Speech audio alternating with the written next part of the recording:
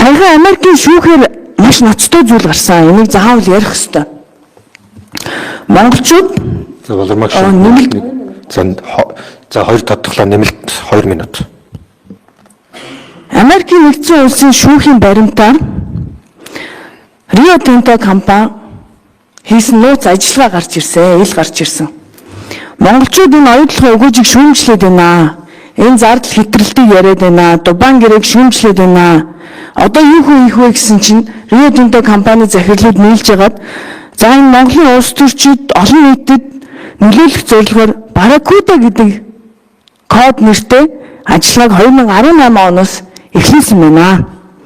За ер нь айгүй энгийнээр хэлэхэд Рио Тинто компани санхүүжилтээр тарих угаалт явуулъя гэдэг ийм зүйл болсон байна. За энэ ажиллагаа өнөөдөр ч гэсэн үргэлжлээд байх юм шиг харагдаад байна л да. Энэ сонсгол эхэлснээс хойш төр хорооны дарга гишүүдийг харлуулах, за нэг төрөд нь халдах зүйлсүүд зөндөө явагдаж байна. Батнайрамдал дарга бол дэлхийн шилдэг сургуулиудад сурсан бизнесийн удирдлагаар бусад улс орнуудын томоохон уул уурхай санхүүгийн гэрээнүүд дээр зөвлөгөө үзүүлж Wall Street ажиллаж исэн ийм мэрэгчлээ туршлагатай хүн. Баясгалан төзийн гишүүн шүгэл үлээсэн чинь Рио Тинто компани засгийн газар руу бичиг явуулж ажлаас нь халуулсан.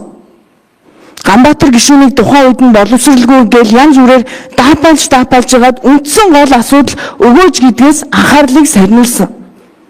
Энэ өнөөдөр ч гэсэн үргэлжлэл явж байгаа шиг байна. Тэгэхээр одоо энэ тарих угаалтаа зогсоо. Рио Тинто компани. Сонсгол маань энэ тарих угаалтын эсрэг харин сайн мэдээллийн вакцин болж байгаа гэж би харж байна.